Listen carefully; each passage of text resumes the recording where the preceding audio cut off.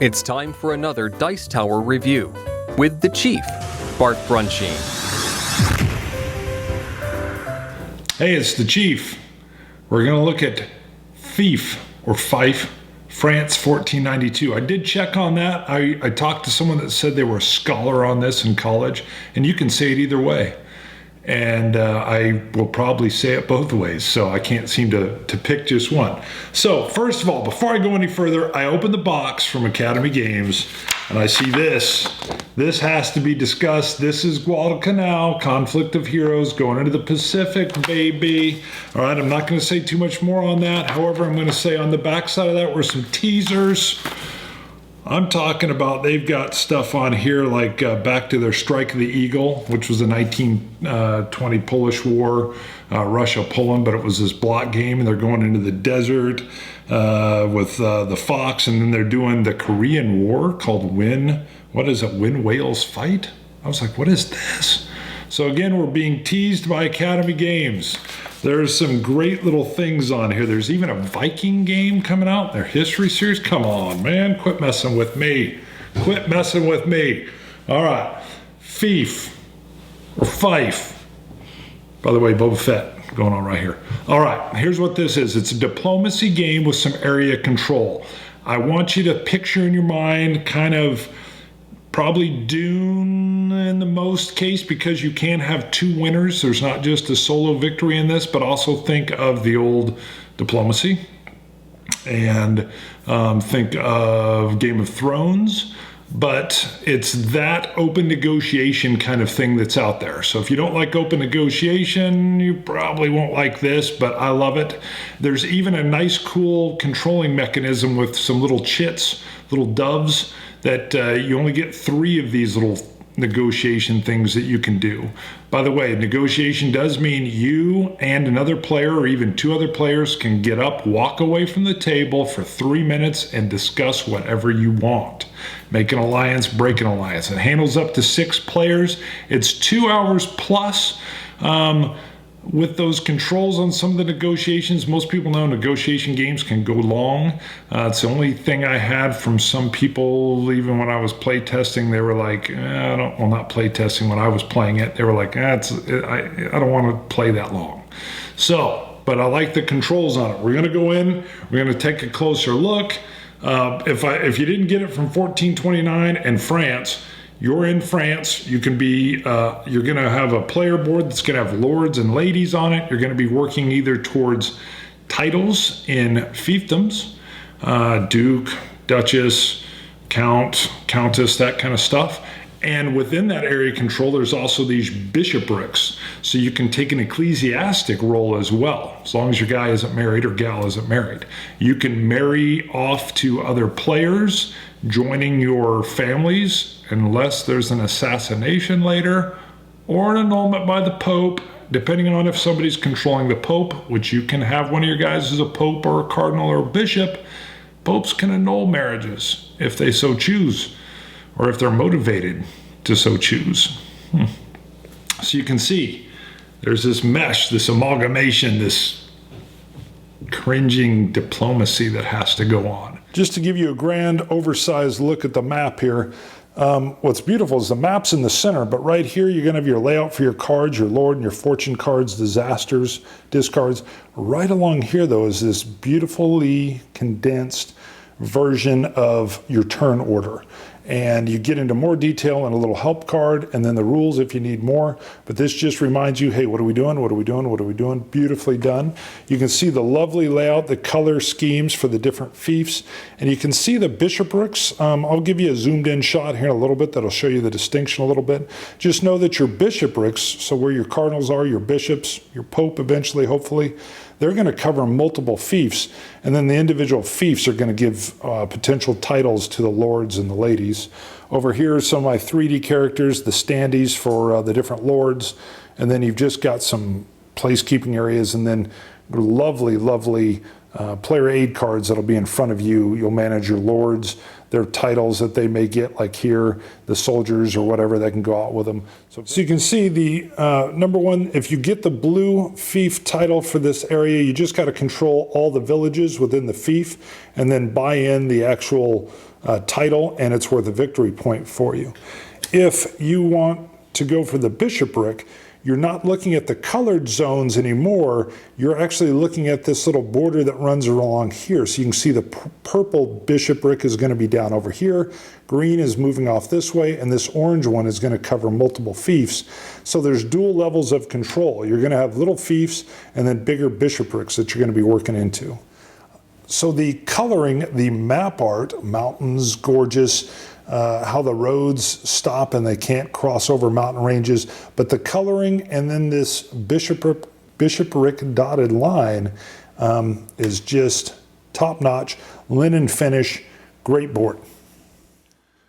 Each player gets this lovely, and I do mean lovely, player aid, which again walks you through each of the turns in more detail. That's covered quickly here, covering more of kind of the inside baseball. And then if you still need some help from here, you can refer to the rule book, which I'm going to show you in a second. But let me show you the back side. Shows you how the details on voting and how you get the different titles and ecclesiastic and dukes and duchesses, and just great, phenomenal layout. This is what Academy Games is known for. I've been playing their Conflict of Heroes war games for a long time, and they're 1775. The production values from Academy Games are always top-notch.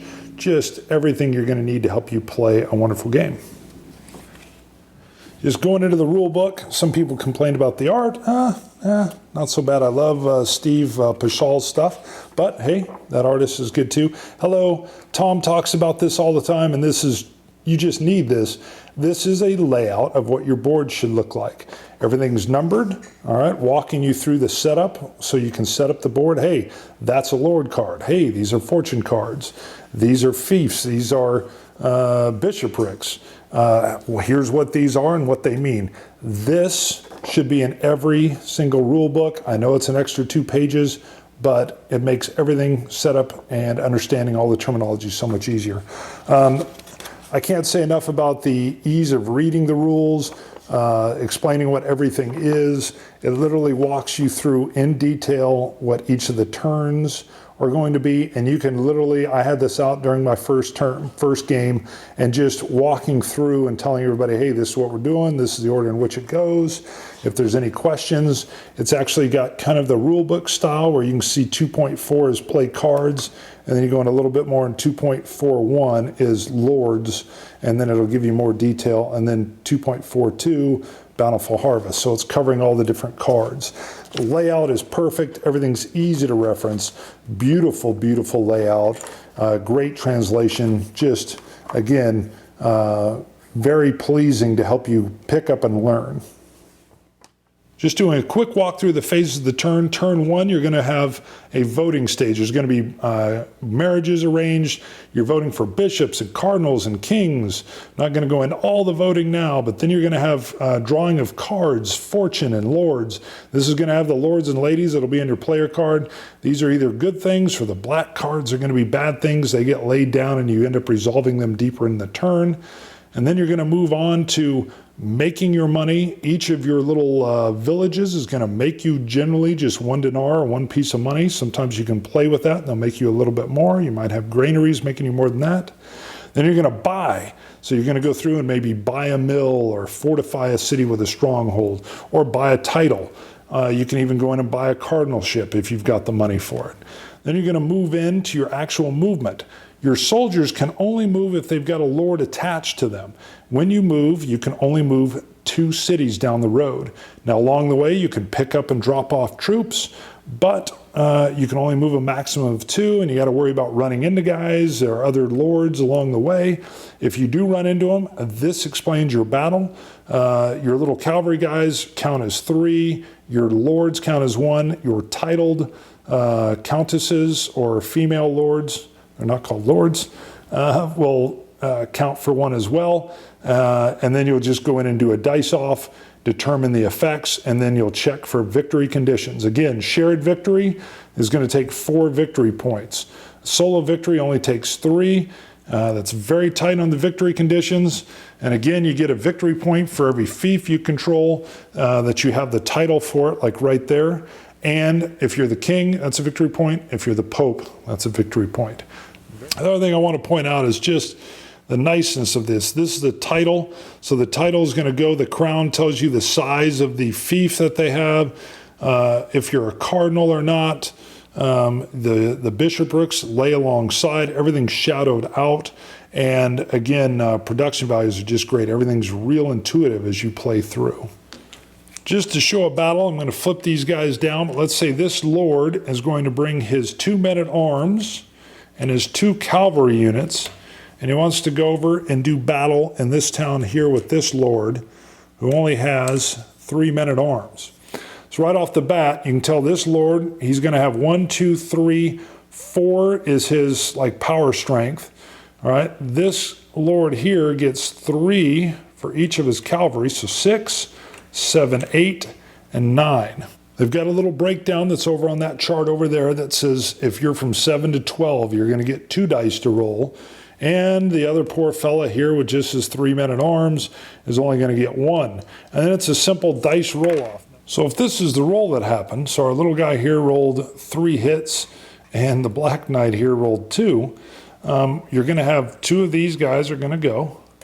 But what's real neat is with the 3 hits, he has to take this off of his cavalry. Cavalry's worth 3, so he can't do a little trick where he says, okay, this one's gone, sorry, you only have 1 left. These guys take 3. If you're able to take those hits, you must, and since that's the case, he's got to take them off his cavalry. The Lord will be the last one to take the hits, so it's very nice. Let's say something of this nature had happened, and you'd had 2 hits. You can't say, hey, I'm going to kill the Lord, and you have to take the hits. The same rule does not apply. In this case, it takes 3 to kill the cavalry unit. The Lord is the last one in the order of succession to take the hits. So having that cavalry unit just shielded the Lord. You can't knock it off. It would have taken 3 hits. None of the damage leaks through. That roll of 2, in effect, did nothing. Now again, just moving into these areas doesn't necessarily mean there has to be a battle. There could be a truce. There might already be an alliance between these two. Maybe there's an alliance because of a marriage that's happened and they can simply just move through. You can have an alliance and the other player decides to attack the player A. This is the time I'm going to reverse it. All right, we're back. I failed to mention there's this cool little expansion to kind of show you. This has these they're plastic, but they're plastic strongholds, fortified cities. There's even some little things for expansions in here. Oh, and windmills. That I haven't played with the expansion pieces, but they look like they'll be great. And these little 1, 2, 3, 4, 5 little mini expansions. Now this is all from the Kickstarter version, but I'm sure these will be available as well. Sorry about the glare. I do want to tell you, I'm going to name these off real quick because the politics one, you can add, and I don't mean this as a curse word, I mean this is the literal name, bastards. Hello.